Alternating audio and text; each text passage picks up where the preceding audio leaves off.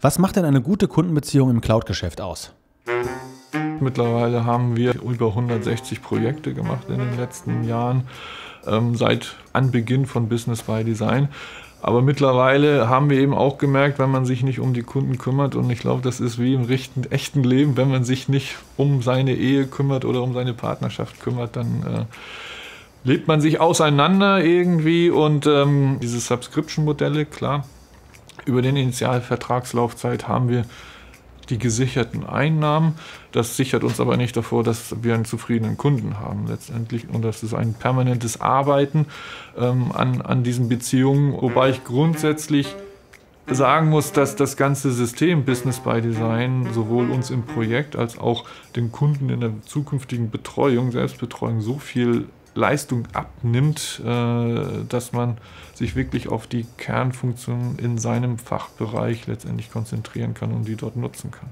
Und dadurch, dass von Beginn an auch das UI so gestaltet wurde, dass gleiche Funktionen immer an der gleichen Stelle sind, bin ich natürlich beim Üben und Trainieren viel, viel schneller, als wenn ich jedes Mal gucken muss, wo finde ich dann den Knopf jetzt hier an der Bildschirmseite, um letztendlich den nächsten Schritt auslösen zu können. Inwiefern ist SAP Business by Design denn zukunftsorientiert? Der intelligente Kern, das ist schon die Zukunft. Ja, auch das, was die SAP, ich will nicht sagen wiederentdeckt hat, aber wieder stark in den Fokus stellt, nachdem letztendlich die Jahre vorweg doch die Plattform das treibende Element war.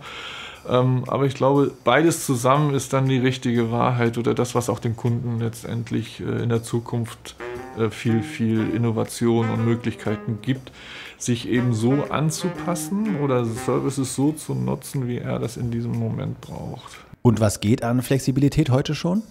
Also die Plattform und das Produkt Business by Design hat momentan aus meiner Sicht eine absolute Marktreife erreicht, dass wir mit unseren Werkzeugen und unserem Know-how jede Ergänzung, Erweiterung, Änderung in Form von Drittlösung oder auch Eigenentwicklung problemlos in die Gesamtlösung integrieren können. Der Ansatz, den wir ja generell fahren, 80%. Ja, das ist auch das, was ja wir mit dem Business by Design, mit dem Suite-in-the-Box-Ansatz fahren. 80% der Geschäftsprozesse, der Funktionalitäten, der Ideen sollen eben auch mit den sogenannten Multi-Customer-Solutions möglich sein. Und dann haben wir ja immer noch die Werkzeuge dabei, um für den Kunden im Speziellen dann sein kariertes Maiglöckchen, wenn es dann hilfreich ist und ihn davon abhebt, in seinem Marktsegment, in seinem Umfeld letztendlich mitzuentwickeln. Gerade beim PSP, sprich bei dem Professional Service, haben wir Unternehmen mit 20, 30 Usern, Mitarbeitern, ja, oder eben bis 700, 800, 900.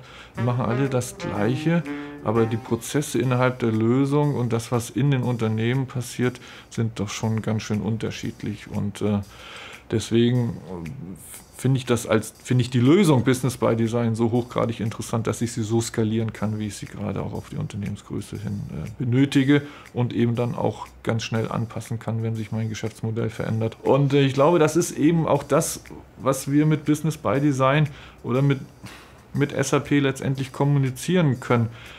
Wir sind eben nicht SAP, wie man SAP kennt. Wir sind schon anders und die Lösung ist einfach anders und die SAP hat gezeigt, dass sie eben auch anders kann als nur groß oder nur Elefant.